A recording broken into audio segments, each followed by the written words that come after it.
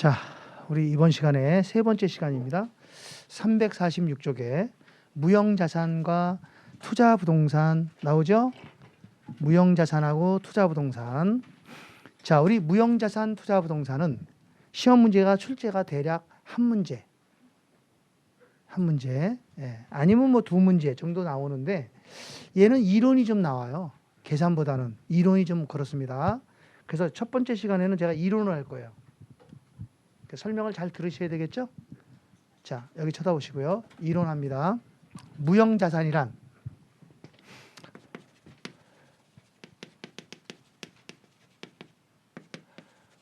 무형자산에 대한 정의. 무형은 형태가 있다 없다. 형태가 없다는 점에서 유형과는 다르죠. 그죠? 근데 회계처리는 유형자산과 무형자산이 엄청 똑같아요. 거의 비슷합니다. 네, 그렇게 보시면 돼요. 무형자산은 물리적 실체는 없죠. 눈으로 보이지 않죠. 눈으로 보이지 않으니까 무형자산이 있는지 없는지 모른다 그러면 안 돼. 물리적 실체는 없지만 식별이 가능해야 돼. 식별할 수 있어야 되는 거야. 그래야 이걸 우리가 통제할 수 있죠. 그죠? 그래서 무형자산은 물리적 실체는 없지만 뭐는 가능하다. 식별은 가능한, 식별이 가능해야 돼. 식별이 가능한 비화폐성 자산이다. 이렇게 얘기를 한다는 거예요. 우리 작년 시험에 이게 나왔어. 똑같이 나왔는데 이 B자만 빠졌어. 그래갖고 틀린 지문으로 답이 나왔어요. 비화폐성 자산을 화폐성 자산이다. 이렇게만 나왔다는 거죠. 예. 자, 그럼 이번에도 나와 안 나와? 이번엔 안 나와. 자, 그러면 여기서 식별이 가능하다라고 그랬잖아요. 식별이 가능하다 이렇게 나왔죠. 식별이 가능하다는 얘기는 우리가 알 수 있어야 한다는 얘기잖아요. 무형이니까 눈으로 보이지 않으니까 잘 모르겠다 그러면 자산으로 인식할 수가 없는 거야. 그래서 식별 가능성은 무형자산을 인식하는데 가장 중요한 인식 요건이에요. 가장 중요한 겁니다. 그래서 식별 가능성은 요거는 인식 요건인데요. 여기에는 식별이 가능해야 된다. 식별 가능성. 식별이 가능하다라고 하는 것은 분리가 가능하다. 뭐가 가능하다? 분리할 수 있다. 분리. 자, 봐봐요. 여기 봐야지 알지? 짠! 야, 이거 좀 좋은 것 좀 해놓지. 야, 어떻게 해요? 식별할 수 있죠? 그죠? 그러면 이 분필꽂이하고 분필은 각각 별개의 자산으로 독립적으로 매매 가능하죠. 독립적으로 수익을 창출할 수 있죠. 그래야 식별이 가능한 거야. 이게 식별 가능한데 이게 안 빠져서 안 빠져져. 안 빠져지면 식별이 불가능한 거지. 그죠? 식별 가능하다는 얘기가 뭔지 알죠? 식별 가능하다 이 얘기는 개별적으로 뭐가 가능하다. 개별적으로 매매가 가능하고, 알았죠? 또 교환할 수 있고, 개별적으로 띄어서 임대도 가능하고 뭐 분배도 가능하다 등등. 그랬을 때 식별 가능하다 이렇게 얘기한다는 거예요. 알겠습니까? 자, 하나 더 예를 들어드립니다. 한번 보세요. 여러분들 우리 사무실에 또는 가정에 뭐 있어? 컴퓨터 있죠? 컴퓨터는 어때? 그거는 유형 자산이지. 눈으로 보이죠? 에? 그러면 컴퓨터는 뭐가 있어야 컴퓨터가 돌아가지? 그랬더니 어떤 사람은 전기요 그러더라고.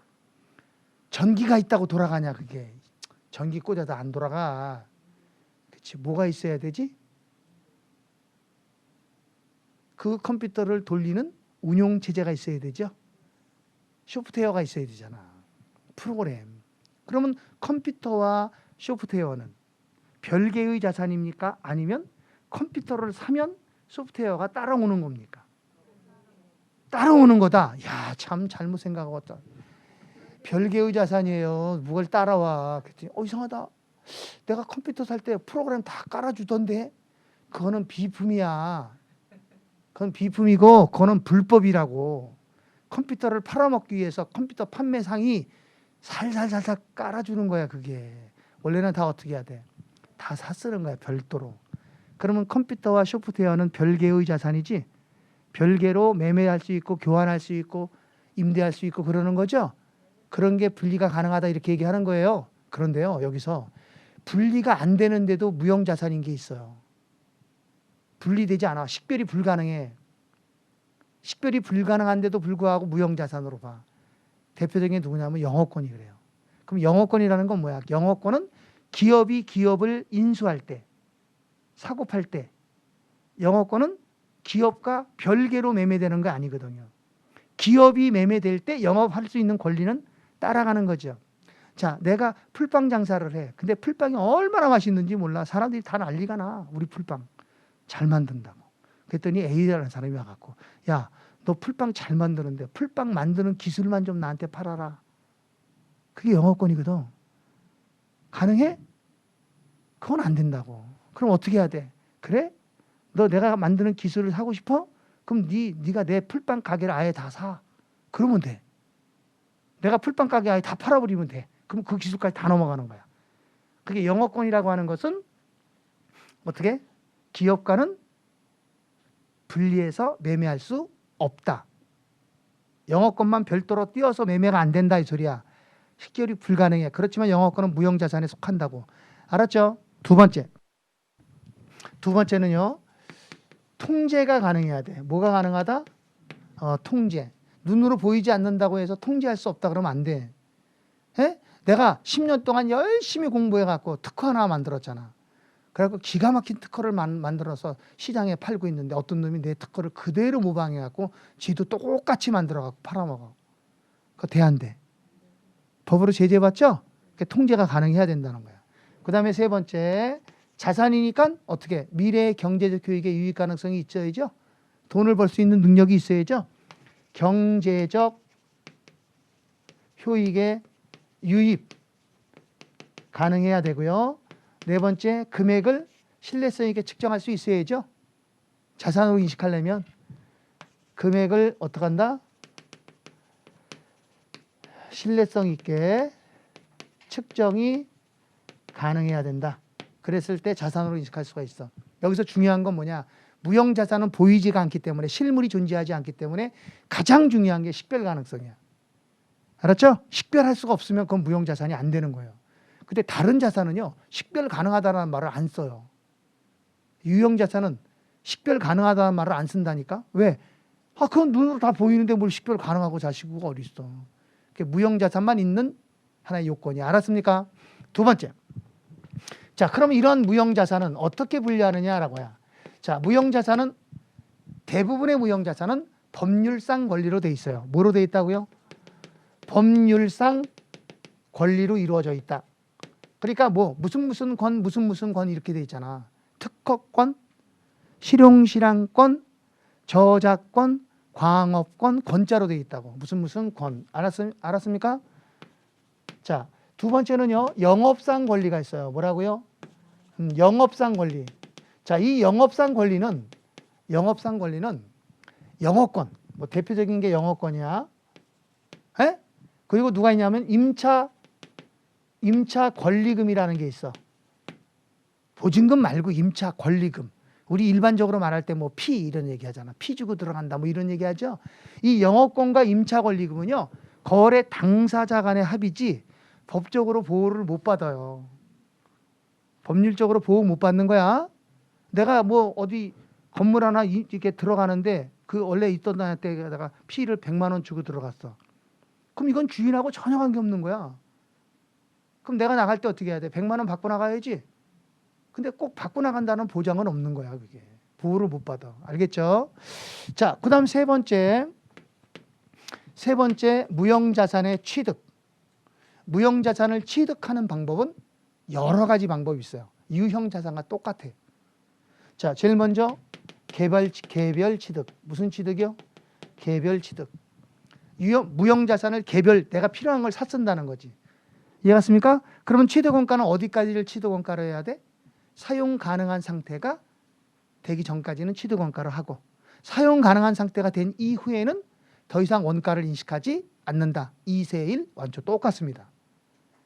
알았죠? 똑같습니다. 자, 예를 들면 잠깐 봅니다. 개별 취득이라는 건 이거예요. 우리 회사가 이번에 A라는 회사를 인수합병을 했어요. A라는 회사를 우리가 샀어요. 돈 주고. 그리고 A라는 회사를 사서 장부를 딱 검토를 해봤더니 그게 특허가 있더라고요. 자, 이 특허권 내가 승계 받아요, 못 받아요? 특허권을 내가 승계를 받을 수 있을까, 없을까? 아, 뭘 째려봐. 대답만 하면 되지. 있을까, 없을까? 없으면 그거 왜 사냐? 아유, 당연히 있지. 당연히 있죠? 이렇게 취득하는 걸 개별 취득이라 그래. 알았습니까? 아, 당연히 생각해봐. 내가 샀으니까 내 거니까 내가 쓸 수 있는 거지. 하나만 더 물어보자. 하나만 더. 자, A라는 회사를 내가 인수했는데 이 A라는 회사가 그동안 어떤 연구 프로젝트를 진행하고 있었어. 연구 개발을 진행하고 있었다고. 근데 얘네가 그 연구 개발에 대한 지출을 자산으로 인식하지 않고 있었어. 자산 인식됐다 안 됐다? 안 됐어. 그런 상태에서 내가 취득을 했다고. 이해갔습니까? 그러면 이 연구 개발에 지출된 비용을 내가 자산으로 인식할 수 있을까 없을까? 없으면 왜 사냐? 있지. 당연히 있어요. 알았죠? 그런 것도 자산으로 인식할 수 있는 겁니다. 두 번째, 내가 너무 말을 어렵게 했나? 두 번째, 알았어요. 사업결합. 사업결합이야. 예, 사업결합. 사업결합은 뭐예요? 합병이에요. 합병. 합병, 결합한다는 거잖아. 사업을. 그죠? 이 사업결합은 공정가치로 가는 거예요. 공정가치. 공정가치를 가지고 결합하는 거예요. 항상 합병할 때는 뭘 갖고 하는 거야? 공정가치 가지고 하는 거지 장부금액 갖고 하면 안 됩니다. 세 번째는 교환. 설명 안 해도 되죠? 교환이 나오면 윙크하세요 그랬죠? 교환은 상업적 실질이 있을 때도 있고 상업적 실질이 없을 때 똑같다고. 그 다음에 정부 보조금에 의한 취득. 우리 정부에서부터 보조를 받으면 어떡하지? 자산차감법, 이연수익법. 그렇게 둘 중에 하나로 처리하죠? 똑같아 해도. 자, 얘가 제일 중요합니다. 무형자산은 내부 창출. 무슨 창출이요? 자, 내부적으로 창출해서 취득할 수 있냐 없냐 이거죠. 예, 여기 좁으니까 여기다 할게요. 자, 내부 창출이야.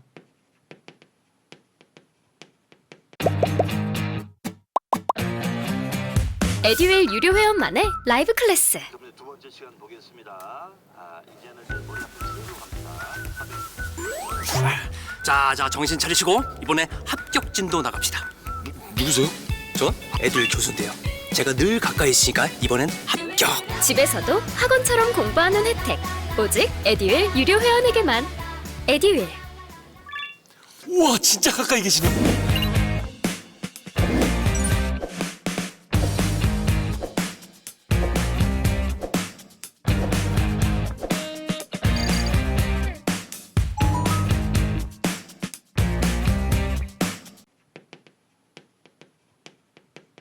내부 창출이 가능한 자산이 있고 내부 창출을 할 수 있는 게 있고 내부 창출을 할 수 없는 게 있어. 이해갔습니까? 내부 창출이라는 건 우리 기업 내에서 자산으로 인식할 수 있는 게 있고 없는 게 있다는 거지. 자, 우리 일반적으로 특허는 어때요? 특허는 기업이 우리 기업에 맞게끔 뭔가를 연구 개발해서 특허 신청을 하는 거죠. 그게 특허는 내부 창출을 하는 거죠. 내부적으로 창출할 수밖에 없지. 물론 뭐 특허를 남이 가지고 있는 특허를 돈 주고 살 수도 있지. 외부에서 창출할 수도 있어. 근데 일반적으로 특허는 내부 창출을 해. 알았죠? 특허권. 그다음에 개발비 등 이런 것들은 내부 창출을 한다고. 그럼 내부 창출을 안 하는 게 이게 더 중요한 거야. 내부 창출을 할 수 없는 거. 시험 문제는 얘만 나와. 다른 거 안 나와. 알았죠? 내부적으로 창출이 불가능한 거. 대표적인 게 누구냐? 영어권. 대표적인 거. 영어권 지금 2번 나왔어요? 첫째, 영어권 어디서 나왔어요? 영어권은 식별이 불가능하지만 무형자산에 속한다. 그래서 문제에서 이렇게 나온단 말이야. 영어권을 제외한 모든 무형자산은 식별이 가능해야 한다. 그럼 옳은 지문이야. 알았죠? 그게 옳은 지문이에요. 영어권을 제외한 모든 무형자산은 식별 가능성이 있어야 돼. 알았죠? 자, 그 다음 누가 있냐면 브랜드 가치, 뭐 고객 목록, 뭐 제호, 출판 표제, 안 쓸 겁니다. 이런 것들은 쓰졌어. 출판 표제, 제호. 잠깐만 질문을 해. 출판 표제가 뭐예요? 제호가 뭐예요? 인터넷 들어가서 확인 한번 해봐요. 그런 것도 공부야. 알았어요? 쉽게 얘기하면 제목이야, 제목. 시리즈 제목. 아주 오래전에 신문에 뭐 나왔어? 고바우 영감 나왔는가? 아, 그렇지. 나 혼자만 봤구나. 여러분들은 아직 그 세대가 아니지. 고바우 영감. 그게 시리즈 제목 아니야? 그죠? 그런 것도 하나의 자산이란 말이야, 다. 누가 고바우 영감이라는 말을 쓰면 안 된다는 거야. 그런 게 출판 표제, 제호야, 제호 그게. 알았죠? 자, 그 정도만 알면 되고요. 이때 영어권하고 브랜드 같이 얘네들은 절대적으로 내부 창출이 안 돼. 그러니까 얘네들은 어떻게 해야 돼? 얘네들은 외부에서 돈 주고 사올 때만 자산이야. 알았습니까? 돈 주고 사올 때만 자산이야. 알았죠? 자, 여기 잠깐. 회사가 브랜드 가치를 높이기 위해서 지금 비용을 지출했어요. 자산이 아니야. 아니라고. 비용 처리하는 거야. 무슨 말인지 알겠죠? 내부적으로 창출이 안 된단 말이야. 브랜드 가치를 높이려고 비용 처리 지출하는 건 다 비용 처리하는 거지 자산으로 되는 거 아니야. 그런데 우리 회사가 A라는 회사의 브랜드를 100만 원 주고 샀어요. 그럼 이건 자산이에요. 돈 주고 샀으니까. 알았죠? 근데 사고 보니까 봐야 돼요. 사고 보니까 이거 브랜드 가치를 조금 좀 높이면 뭐 광고를 조금 더 하면 가치가 많이 올라갈 것 같아. 그래서 30만 원 들여서 광고를 쫙 했어요. 됐어요? 그럼 이 30만 원은 비용이야 브랜드 가치 자산의 원가에 포함해야 돼. 비용 처리하는 거란 말이에요. 알겠습니까? 자, 문제는 뭐냐면 이 내부 창출을 하게 되면 문제는 어떤 문제가 생기느냐면 조금 신뢰성의 문제가 생겨. 그래서 내부 창출을 하는 데는 꼭 어떻게 해야 돼? 단계를 거쳐야 돼. 알았어요? 단계를 거쳐서 내부 창출을 하게 돼 있어요. 그럼 여러분들 내부 창출을 하면은 자, 어떻게 연구 개발하고 개발할까? 연구 개발이 먼저야? 개발 연구가 먼저야? 순서가 어떻게 돼? 연구 개발이야? 개발 연구야? 그게 그거야? 절대 다르거든. 연구 개발하는 거지 개발하고 연구하는 거 아니야. 개발하면은 연구가 끝나서 연구가 성공이 돼야지만 개발 활동을 하는 거예요. 아셨죠? 만약에 연구를 했는데 실패했다. 그럼 개발할 수가 없는 거야. 뭔 말인지 알겠죠? 그래서 단계를 우리는 두 가지 단계로 보는데 하나는 연구 단계와 개발 단계로 나눠요. 그래서 연구를 먼저 하는 거예요. 그럼 연구하다 보면 돈이 지출되겠죠? 이때 연구 단계에서 지출된 비용은 발생 즉시 비용입니다. 발생 즉시 뭐라고요? 비용. 연구비야, 연구비. 비용으로 처리하는 거고. 됐죠? 개발 단계에서 지출된 비용은 두 가지예요. 하나는 개발비. 이 개발비는 자산으로 인식하는 거야. 개발비는 생긴 게 비용처럼 생겼지? 비용 절대로 아니야. 자산이야, 이거. 개발비는 자산이에요. 두 번째, 경상개발비라는 게 있어요. 뭐가 있다고요? 경상개발비. 이 경상개발비는 자산의 인식 요건을 충족하지 못하는 거예요. 그래서 얘는 그냥 비용으로 처리합니다. 이해 갔습니까? 됐죠? 그러니까 무조건 개발 단계에서 지출된 비용이라고 했고 자산으로 인식한다 그러면 틀리는 거야. 개발 단계에서 지출된 비용은 자산의 인식 요건이 충족되는 것은 자산, 충족하지 못하는 것은 비용, 이렇게 하는 거라고. 근데 연구 단계에서 지출된 비용은 안 따져. 그냥 100% 비용 이렇게 하는 거야. 그러면 여러분들 연구 단계가 회계 처리가 쉬워? 개발 단계가 쉬워? 어떤 게 쉬워? 연구 단계가 쉽지. 연구 단계는 그냥 바로 비용 처리해보면 되잖아. 개발 단계는 이게 자산이야? 비용이야? 이걸 따져야 되잖아. 이해갔습니까? 그래서 잘 들어야 돼요. 그래서 내부 창출 단계에서 지출된 비용이 이 내부 창출 단계에서 지출된 비용이 구분이 곤란하다. 구분이 뭐라고요? 이 분자가 좀 이상하다. 구분이 곤란하다. 이게 연구 단계에서의 지출인지 개발 단계에서의 지출인지를 잘 모르겠다 이 소리죠. 이해갔습니까? 그럼 이때는 어떻게 할 거냐? 이때는 연구 단계로 처리하는 거예요. 자, 뭐로 처리한다고요?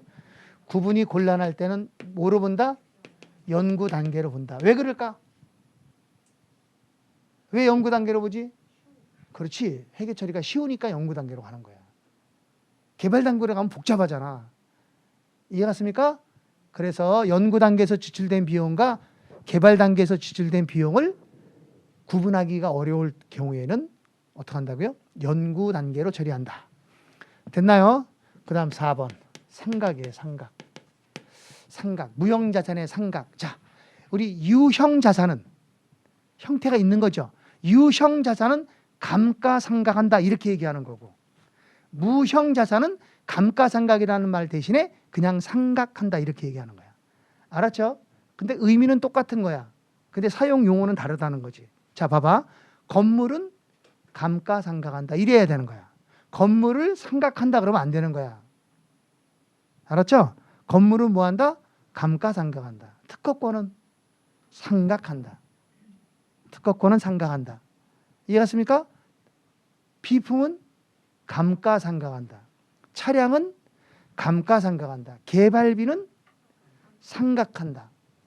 상표권은 상각한다. 토지는 거짓말하고 있어요. 토지는 상각하지 않는다. 그죠? 무슨 말 알겠죠? 네, 그렇게 정리하시면 되는 겁니다. 자, 그러면 제일 먼저 우리 상각하려면 뭘 먼저 알아야 되지? 상각 대상 금액을 알아야죠. 상각 대상 금액.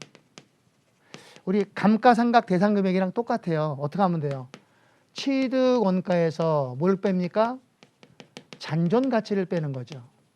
그럼 여기 감가상각 대상 금액입니다. 그런데 여기서 이 잔존 가치가 중요합니다. 잔존 가치는 생각해봐요. 내용연수가 끝났을 때 문가가 남아서 팔면 돈 되는 거잖아요. 그죠? 근데 유형 자산은 형태가 있으니까 내용연수가 끝났을 때 폐기물이라는 게 남지. 근데 이 폐기물이 돈이 될 수도 있고 안 될 수도 있는 거잖아요. 그렇죠? 그런데 무형 자산은 내용연수가 끝났을 때 뭔가가 남아 안 남아? 형태가 하나도 없으니까 안 남는단 말이야. 그래서 이 잔존 가치는 원칙 0 없는 걸로 하는 겁니다. 아무것도 안 남으니까. 그래서 얘는 원칙적으로 잔존 가치는 얼마다? 0이다. 그런데 예외적으로 잔존 가치를 인정하는 경우가 있어요. 여러 가지 경우가 있는데 하나만 얘기해 드릴게요. 하나만. 자, 잔존 가치가 인정되는 경우가 어느 경우냐면 보세요. 내가 예를 들어서 특허를 하나 받았다. 그럼 특허를 받으면 이게 특허청에서 야, 그 특허는 10년 써라. 법적으로 내용연수가 정해져. 그럼 내가 10년 쓰고도 이거만한 특허가 없으면 계속 연장해서 쓰면 돼. 근데 일반적으로 10년 쓴다 그래서 10년을 다 못 써. 왜? 내가 가지고 있는 특허보다 더 좋은 특허가 자꾸만 나온단 말이야. 개발돼 갖고. 그럼 내게 희석돼 갖고 없어지잖아. 무슨 말인지 알겠어요? 그래서 나는 특허권 10년짜리 특허권 갖고 있지만 한 5년만 쓰고 그냥 버릴 거야. 그리고 5년 뒤에는 더 좋은 특허를 개발하고 있어. 지금도. 알았죠? 5년만 써. 그랬더니 옆에 나랑 비슷한 업을 하는 사람이 야, 너네 특허권 거 5년 쓰고 버린다며. 그럼 내가 그때 가서 내가 살게. 하고 계약이 됐다는 거야. 매매 계약이. 이해 갔습니까? 그럼 나는 5년 쓰고 난 뒤에 그 특허를 제3자한테 매각할 수 있죠? 그럼 돈 생겨 안 생겨? 그럼 그런 경우에는 잔존 가치가 있는 거야. 그래서 잔존 가치가 인정되는 경우가 있단 말이야. 알겠습니까? 그 정도만 알면 돼요. 두 번째는 내용연수예요. 무슨 연수요? 자, 이 내용연수도 마찬가지예요. 유형 자산은 형태가 있으니까 내용연수를 다 정할 수 있어요. 근데 무형 자산은 형태가 없기 때문에 내용연수가 정해지는 것도 있고 못 정해지는 것도 있어요. 그래서 내용연수에는요, 유한한 게 있어요. 한정. 뭐라고요? 한정. 한정이라는 게 뭐야? 정해져 있다는 거야. 이거를 유한이라 그래. 내용연수가 유한한 경우에는, 한정인 경우에는 내용연수 동안 상각을 하면 됩니다. 그래서 상각한다. 근데 내용연수가 한정의 반대가 뭐야?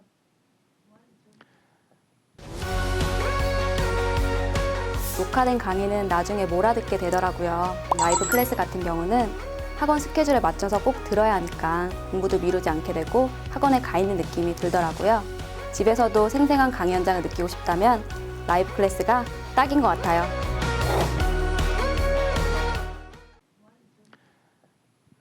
한정의 반대가 비한정이야? 비한정? 무한이라는 말을 쓰면 안 돼. 무한이라는 말을 쓰면 안 돼. 왜 그러냐면 무한은 무한, 없을 무자잖아. 한정돼 있지 않다는 게 무한이라는 건 내용수가 무한하다는 뜻이잖아. 그러니까 무한하다는 말을 쓰는 건 딱 하나밖에 없어.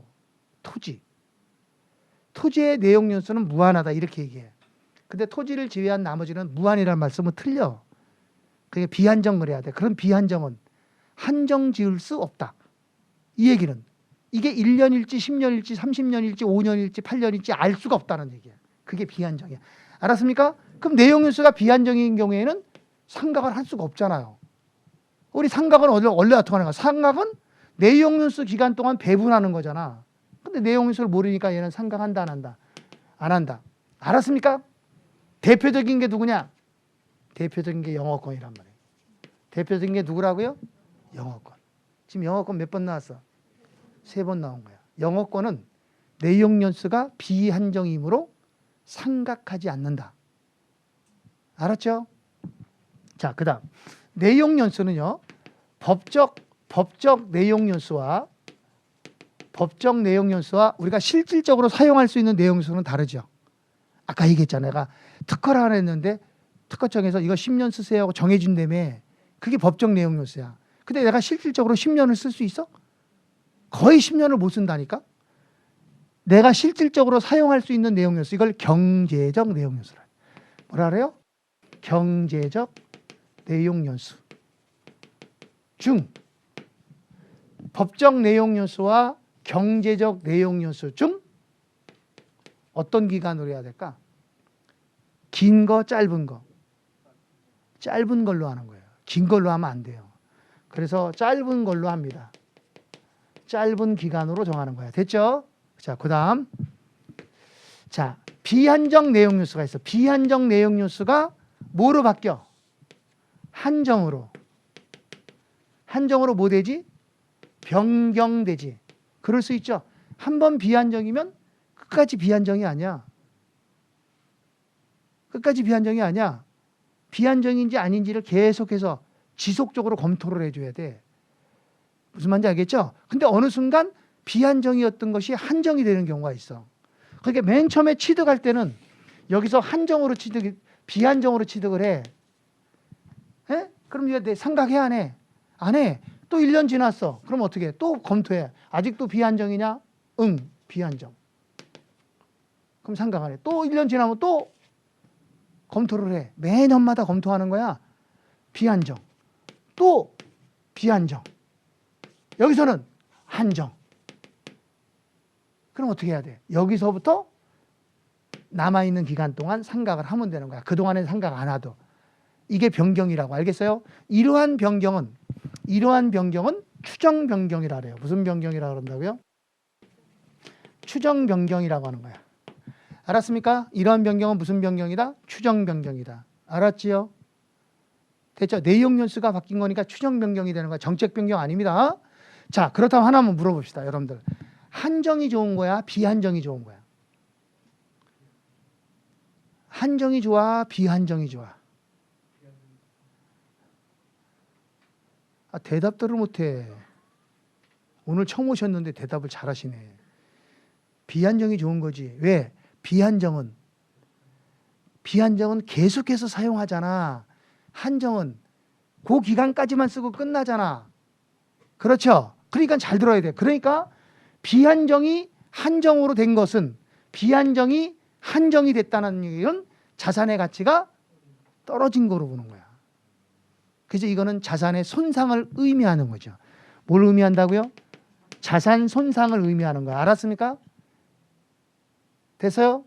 자, 그다음 몰라도 난 몰라. 세 번째 상각 방법이에요. 뭐라고요? 상각 방법. 어떻게 상각할 거냐 이거예요.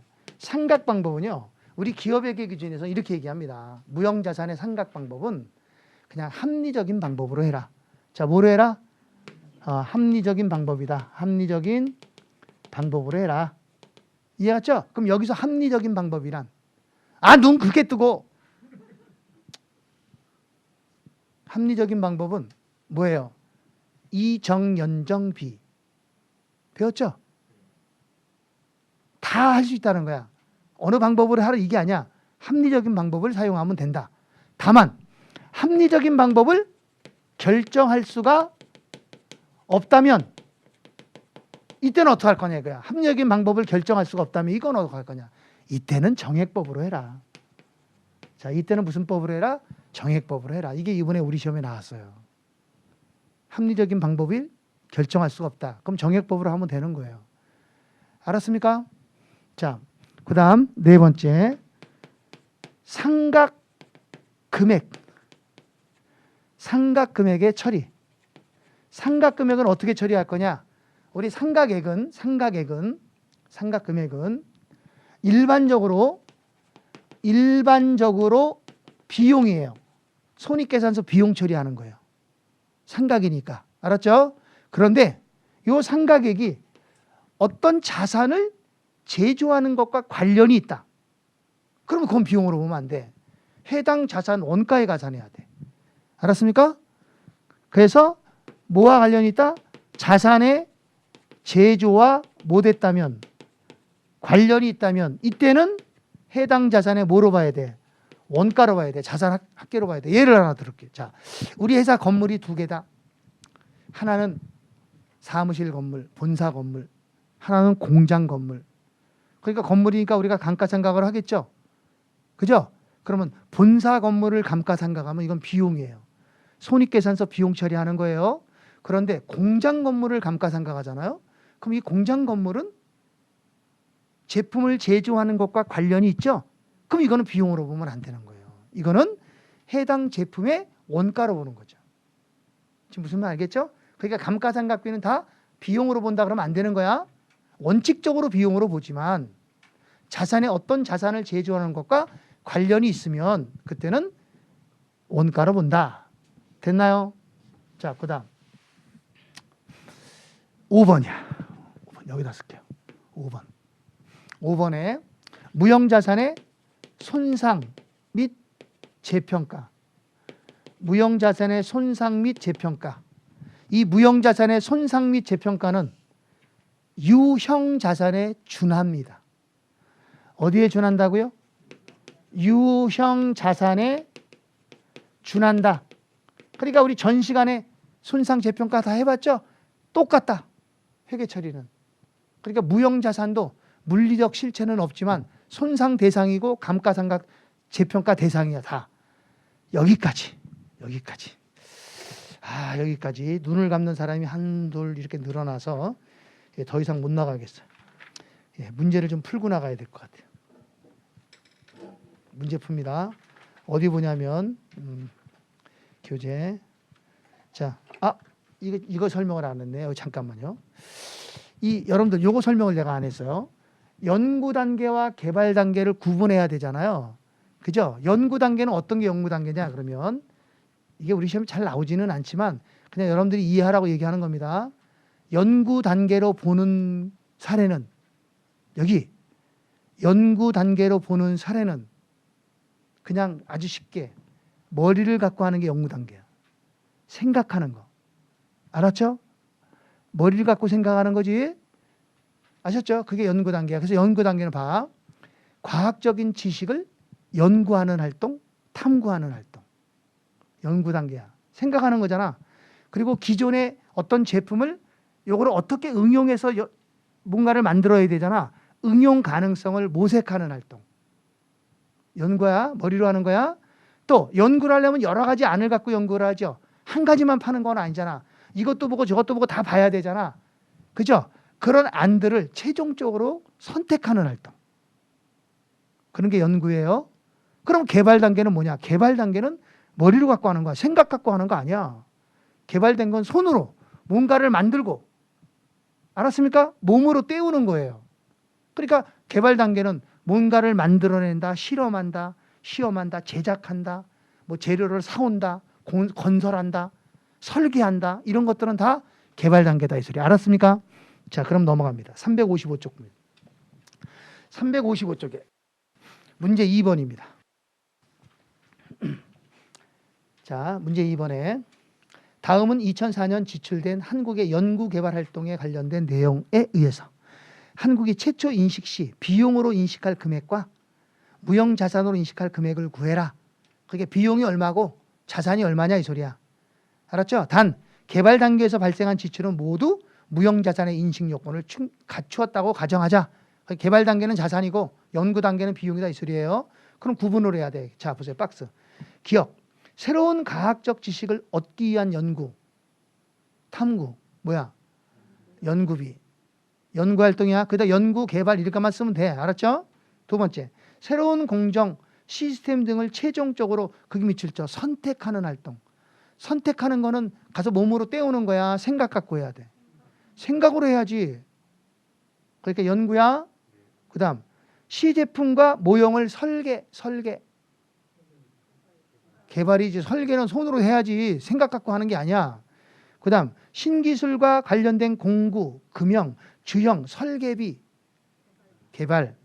개발이에요.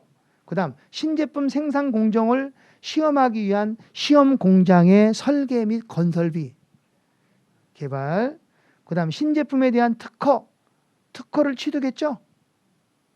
이것도 자산이야. 특허를 취득한 건 자산이에요. 예, 특허 취득한 건 자산. 개발이야. 이건 원래는 개발비가 아니야. 이거는 특허권 자산이야 그냥. 그 다음 마지막. 자, 신제품의 브랜드를 뭐한대? 자체 개발한대지. 뭐야? 이건 연구비야. 비용이라 그랬잖아. 신제품 브랜드 자체 개발하는 건 비용입니다. 자, 한 장 뒤로 넘어가서 3번에 자, 역시 마찬가지로 구분하라는 거야. 자, 박스 밑에 보면 뭐라고 돼 있어? 한국은 2001년 개발활동으로 분류해야 하는 금액을 찾으라는 거죠. 개발활동을 찾는 거예요. 자, 박스 보세요. 새로운 지식을 얻고자 하는 활동. 연구지. 그 다음 생산이나 사용 전에 시제품, 모형을 제작하는 활동. 이건 개발. 상업적 생산 목적으로 실현 가능한 경제적 규모가 아닌 시험 공장을 건설하는 활동. 개발이지. 마지막 연구 결과나 기타 지식을 응용하는 활동. 이건 연구지. 그럼 개발 활동이 얼마야?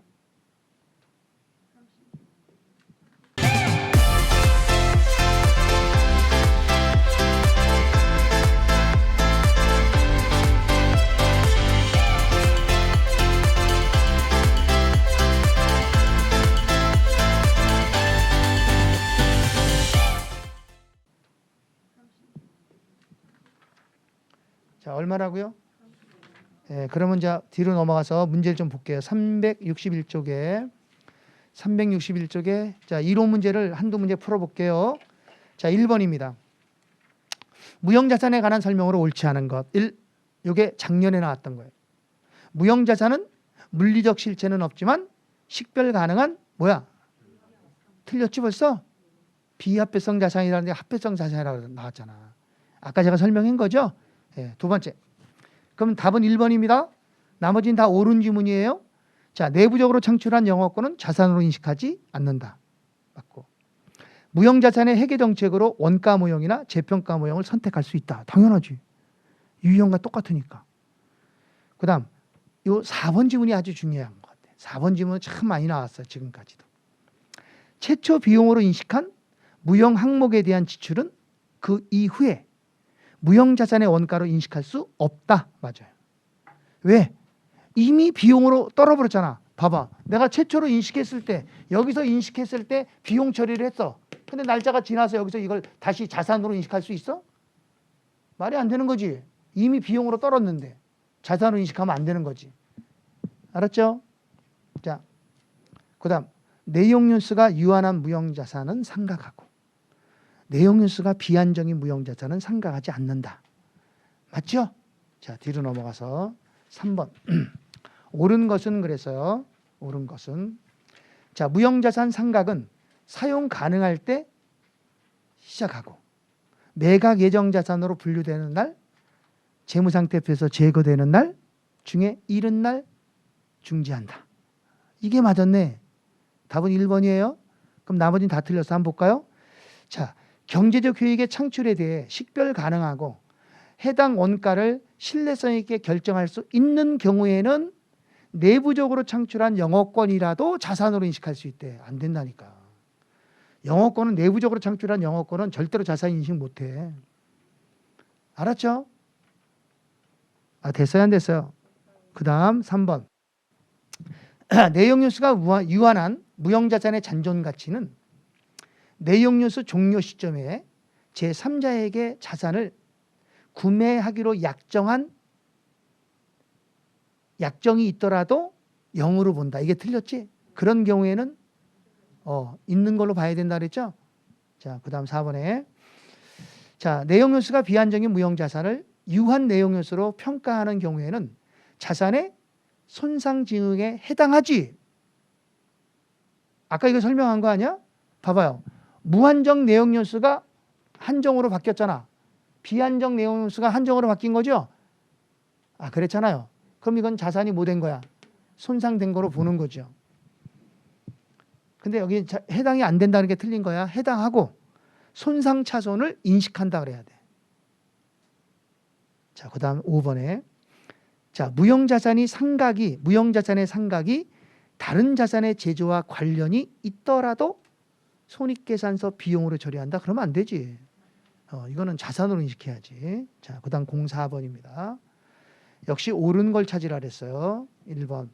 내부적으로 창출한 영업권은 자산으로 인식할 수 없다 그래야 돼. 있다 그런 게 틀린 거예요. 그 다음 무형자산은 당의 자산의 법률적 취득 시점부터 이게 틀렸어요. 합리적인 기간 동안 상각한다. 언제부터 상각하는 거야? 사용 가능할 때부터 상각한다 그랬잖아. 취득 시점 이거 조심해야 돼요. 사용 가능할 때부터 시작한다 그래야 돼. 3번. 자, 물리적 형체가 없다는 점에서 유형자산과 다르다. 이거 맞아. 여기까지는 맞았거든. 근데 그 뒤가 틀렸어. 손상차손 대상은 아니다. 그러니까 틀린 거지. 무형자산도 손상차손 대상이에요. 그 다음 4번. 무형자산은 정액법 또는 생산량 비례법으로만 상각해야 한다. 그런 게 어딨어. 상각은 어떻게 한다? 합리적인 방법으로 하면 된다. 합리적인 방법이에요. 그 다음 5번 읽으세요. 5번 지문이 옳은 지문이야. 5번은 여러분들이 읽으세요.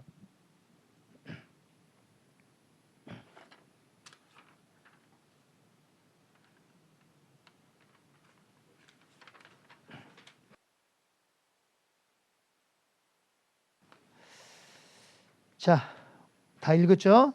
이제 5번 넘어갑니다. 자, 무형자산에 관한 설명으로 옳지 않은 것. 5번이에요. 1번. 내용연수가 비한정인 무형자산은 상각하지 않는다. 맞고. 2번에 무형자산은 미래의 경제적 효익이 기업에 유입될 가능성이 높고 원가를 신뢰성 있게 측정 가능할 때 인식한다. 맞죠? 자산은 금액을 신뢰성 있게 측정할 수 있고 경제적 효익의 유입 가능성이 높으면 자산으로 인식하는 거잖아. 그 다음 3번. 무형자산의 손상차손은 장부금액이 회수 가능가액을 초과하는 경우 인식하며 장부금액이 회수 가능가액을 초과하는 거야. 맞아? 그랬더니 이거 미달되는 거 아닌가요? 미달되려면 거꾸로 읽으면 돼. 회수 가능가액이 장부금액에 미달하면 앞뒤가 바뀌었잖아. 알았죠? 그랬을 때는 회수 가능가액은 뭐와 뭐 차이? 순공정 가치와 사용 가치 중 큰 거 작은 거. 큰 금액으로 한다. 맞았죠? 알았죠? 그 다음 내부적으로 창출된 영업권은 무형자산으로 인식하지 않는다. 오케이. 맞았죠? 그럼 5번이 틀렸어. 왜 틀렸을까? 여러분들이 보면 알아요. 왜 틀렸는지. 그렇죠? 짧은 기간으로 한다 그래야죠. 자, 뒤로 넘어갑니다. 7번입니다. 7번에 옳은 것은 그랬어요. 옳은 것. 자, 1번 무형자산에 대한 손상차손은 인식한다야. 인식하지 않는다 하면 틀려. 2번 내용연수가 한정인 무형자산은 상각한다 그래야지. 한정이니까 한다 그래야지. 그러면 3번은 내용연수가 비한정인 무형자산은 정액법에 따라 상각한다? 틀렸지? 그거 어떻게 해야 돼? 어떻게 해야 돼? 합리적 같은 소리 하고 얹었어. 합리적은 무슨 합리적이야. 비한정이니까 하지 않는다 그래야지. 비한정이니까 상각하지 않는다 그래야지. 합리적인 무슨 합리적이야. 알았죠? 예, 상각하지 않는다 그래야 돼. 자, 그다음 4번에 무형자산은 유형자산과는 달리 재평가 모형을 선택할 수 없다? 있지. 재평가 모형도 되고 원가 모형도 되고 다 되는 거지. 다 틀렸어. 그러면 이제 5번이 맞는 거야. 뭐라고 돼 있어요? 무형자산의 잔존 가치는 0이 아닌 경우가 있다. 맞죠? 예외적으로 인정한다 그랬죠? 자, 한 장 뒤로 넘어갑니다. 11번입니다. 11번에 자, 한국은 2000X 1년 7월 1일 날 특허권 96만 원에 취득했죠. 얼마에 취득했다고요? 96만 원에 취득을 했어요. 그리고 뭐라 그랬어요? 사용하고 있다. 그 뒤에 말 잘 읽어봐. 특허권의 경제적 효익이 소비될 것으로 예상되는 형태를 신뢰성 있게 결정할 수 있대 없대? 결정할 수 없다 그랬잖아. 그럼 이거 무슨 법을 해야 돼? 정액법을 해야 돼. 이게 정액법이라고. 뭔 말인지 알겠죠? 네, 정액법으로. 감가상각 금액은 얼마냐 그랬죠? 자, 잔존가치는 제로고요. 내용연수는 4년이에요. 그럼 무슨 법을 한다고요? 이거 정액법으로 해야 되는 거야. 왜 정액법인지 알죠? 이거잖아, 이거. 신뢰성 있게 결정할 수 없으면 정액법으로 하라 그랬잖아. 그럼 정액법으로 해봐요. 어떻게 해야 돼? 96만 원 나누기 4년. 그럼 얼마야? 24만 원이죠? 그럼 24만 원 하면 돼, 안 돼? 안 되지. 왜? 이거 7월 1일이라고 나왔잖아. 그게 6개월밖에 안 썼잖아요. 그러니까 곱하기 12분의 6 얼마? 12만 원. 그래서 답은 12만 원이 되는 겁니다. 이게 23회 때 이번에 나온 거예요. 자, 12번까지 보겠습니다. 12번에 자, 문제에서 뭘 물어봤냐면 비용하고 자산을 물어본 거야. 에? 비용하고 자산을 물어봤어. 그럼 박스 보세요. 박스 보면 연구 단계가 얼마야? 300원이죠. 그럼 연구 단계가 300원이면 이건 비용이에요. 근데 그 옆에 개발 단계가 얼마야? 600원. 이건 자산이야. 아셨죠? 근데 그 옆에 보니까 기타가 있죠. 이거 기타가 뭐야? 에? 자, 여러분들 기타는 뭐야? 기타는 연구인지 개발인지 잘 모른다는 거야. 그러니까 이거 뭘로 가야 돼? 그치, 연구로 가야 되는 거야. 그래서 기타는 다 연구로 가는 거예요. 그럼 연구 단계가 결국 얼마야? 600원. 개발 단계는 600원. 그러니까 비용도 600원, 자산도 600원. 이렇게 정리하시면 돼요. 됐나요? 그래요. 여기까지 잠깐 쉬었다 하겠습니다. 예.